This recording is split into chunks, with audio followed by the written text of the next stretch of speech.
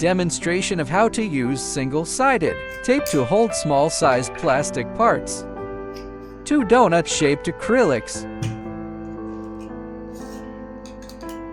Using finished parts to simulate small workpieces. If the small parts are held securely, the clamping of raw materials will be safer.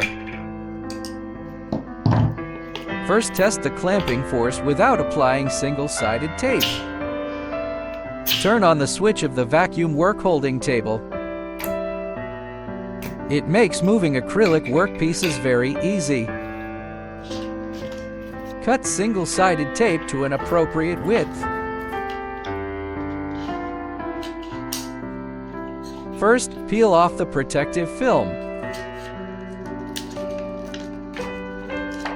Stick the acrylic to the sticky side.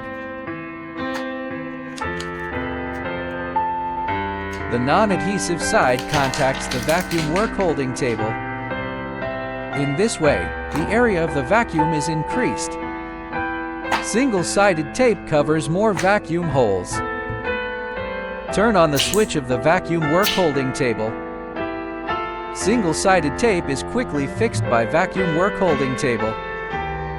Acrylic is fixed with single-sided tape. The clamping effect of acrylic was tested using a thrust gauge. The peak thrust is recorded in newtons. Push the first acrylic ring. The 1/3/8 thrust did not move the acrylic ring,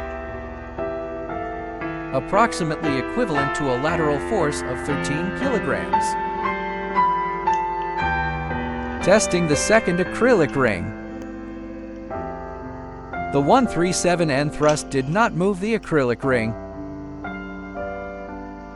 The clamping force meets the requirements for milling acrylic. Turn off the switch of the vacuum work-holding table. The single-sided tape can be removed. Vacuum suction marks can be seen on the back. Separate the acrylic ring from the single-sided tape. Check the acrylic ring for residual adhesive. There is almost no adhesive residue on the acrylic. This method is suitable for machining small sheet metal parts made of engineering plastics. The overcut depth of the workpiece shall not exceed 0.1 millimeter.